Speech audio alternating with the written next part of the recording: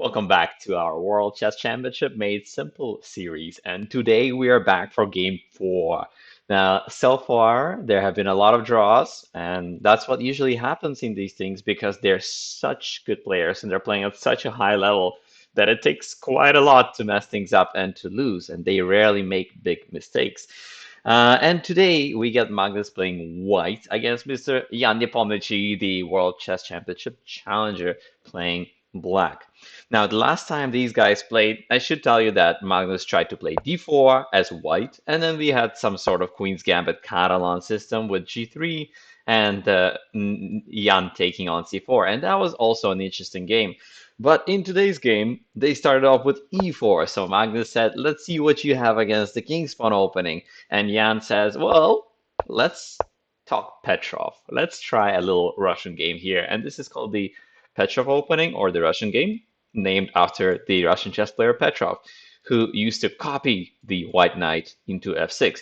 Now, of course, we're not going to take both ways unless we want to lose a pawn or more, because that loses very quickly. Okay, after, let's say, knight comes here, there is a little trap, and even after the best move, queen e7, this is not exactly what you want with black in a world chess championship. So, of course, Jan says, no, no, no, no, no. I'm first going to kick out your knight and then take my pawn back. And what do you have? Let's see. My knight is just as good as yours. Somebody calls this the French exchange up a tempo because it's kind of like black just has an extra knight on e4 and the white has a knight on f3. Isn't the knight better than the guy on f3? Is a good question. Well, Carlsen is going to say no, he's not. The knight is actually worse because I can hit it. I can hit it with my bishop, I can hit it with my knight later, I can hit it with my queen, and I can undermine it with my pawn, which is exactly what happens. Okay, after both sides castle, it turned out that it almost looks like some sort of queen's gambit with the pawn on c4, and black cannot take because the poor knight is screaming for help from the pawn, right? And if you try and, let's say, play bishop e6, not exactly the happiest move in the world. I could even, take and attack the bishop on d5, and it's a very iffy knight, not very stable. For that reason, most people play c6, which is the theory here and the best move. Okay, the knight is not exactly happy, but white only has a little bit more space, and the knight on e4 is still pretty good, controlling all the squares. Okay, white says, can I get rid of your knight? Can you go back, go to f6, and then I'll play a knight on c3, and then the space actually tells. Okay, if you have to waste all that time with your knight, then white is actually better. Okay, for that reason, black just says, yeah, I like him here. I'm gonna keep him there. Okay, and Jan says, I'd like to keep my bishop, protecting my knight, keep my knight here, rook on e8, get my knight out, maybe he'll help his friend, and we're doing great. And white says, wait a second, did you forget about your pawn? How's this pawn on d5, by the way? Double attack? Now, thankfully for black, it's not all that bad. Because first of all, this guy is not really in danger. See if you can figure out why can't white take this pawn. Take 3 seconds. Why can't white take the pawn if I played something like b6? Okay, 3. If you said discovered attack, you're totally correct, because it turns out that even after you take, and I take back and you take with the queen will be waiting for you with bishop takes h2 and queen takes queen.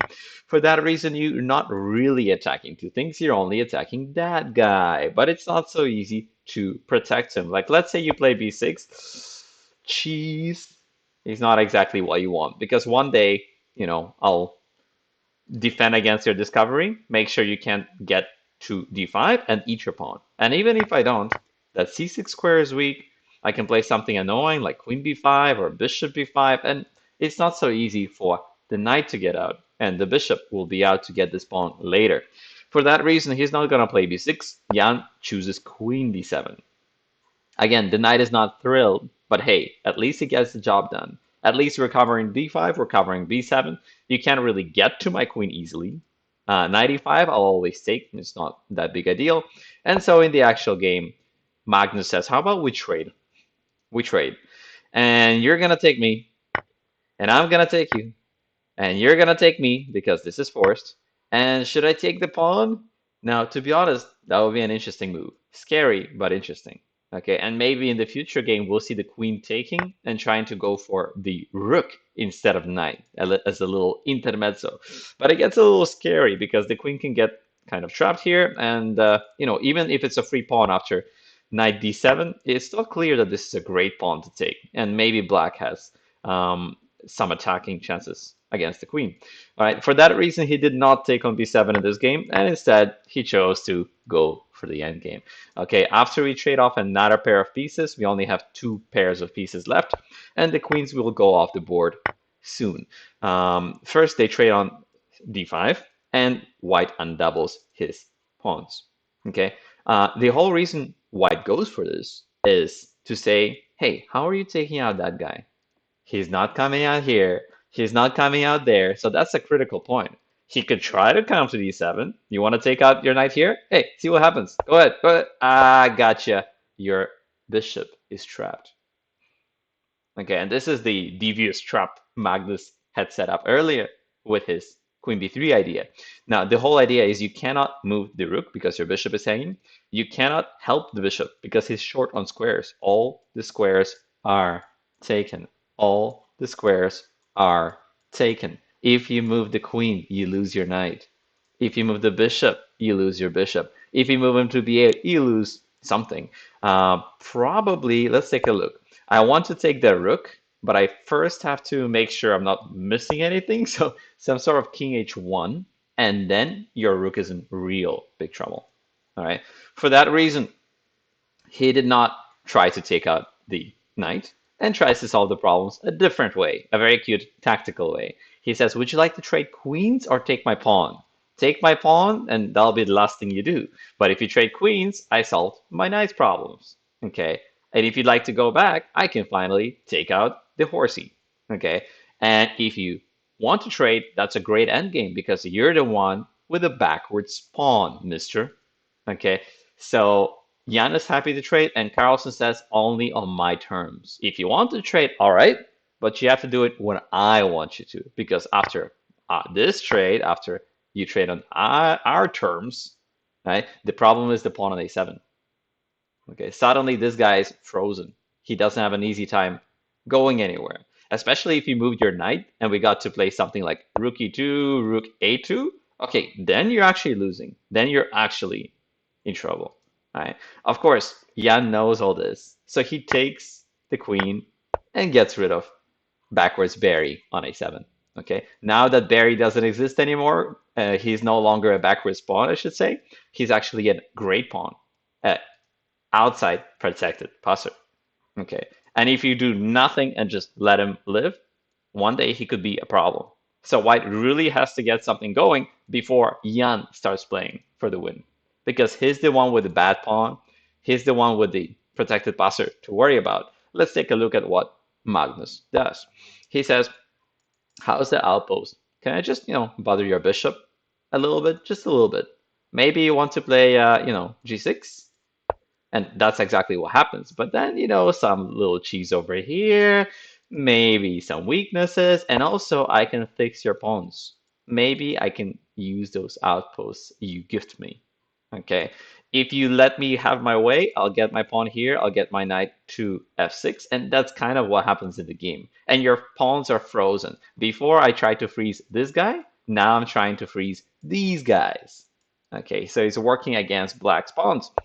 But black says, it's not such a big deal. By the time you get to my poor little outpost, your other pawns will be lost. Okay, so both sides have to trade weaknesses, because if white does nothing, this guy is falling, and if black does nothing, then that guy will fall. It's very hard to protect the pseudo-isolated pawn. Okay, it's not really isolated because it's not in a half-open file, but it's all by itself. Okay, and that's the problem. You can't defend it with a pawn. And if you have to put a rook there, that's also sad. All right, on that note, they trade weaknesses. We come for one weakness, they come for another. And after these pawns are gone, things wither out to a draw very soon. For now, we can hold on to this pawn in tactical ways. So Magnus says, whoa, you're not taking my pawn, I'll take your knight. What about now? He said, "Ooh, you're not taking my pawn. I have tricks." And he has some tricks. Like, for example, anybody wants a free pawn? Any takers? No? Of course not, unless you want to get forked. Okay, and this knight tends to get a little annoying. You know, if he had a bit more time, maybe we can either push him to d7 one day, or we can trade him for b6. Let's say there was no outside passer, right? Let's say this guy wasn't a problem. We could probably trade him for b6 and then raise our b pawn. But because of this guy, there's not really much Carlsen can do. And very soon he's going to have to repeat moves. Okay, Black reminds Carlsen that, hey, if you want to mess with my king, you'll have to deal with my outside passer. And Carlsen says, fine, fine, I'll repeat moves, I'll get the outpost for my knight, I'll play all the safe ideas and make sure you can promote. And here it's an example of a positional draw. Because if Black tries anything special, like moving the king away, he's the one that may get mated. For example, knight comes here and the pawn on f7 goes. Okay, but if White tries anything, special like rook b7, he's the one that may get in trouble because after this, this, and this, White is the one losing. Okay, so both of them had to take the perpetual. And that's a good outcome, to be honest. At least they're not offering draws. At least we get to see all the best moves. And to be honest, this game was almost flawless. I know it's exciting when somebody wins, but it's also exciting when we reach such a high level of chess that it's almost perfect, almost engine-like. A computer couldn't have played it any better. Okay, and they agreed to a draw after knight to e8 and knight to f6 perpetual. All right, so looking forward to game 5, and hopefully in the next few games they're gonna start wrapping up their opening battles and tests to see what the other person has prepared, and we're gonna start seeing some risks in the game 5 to 14. All right, looking forward to next games, and thanks for watching. Bye bye.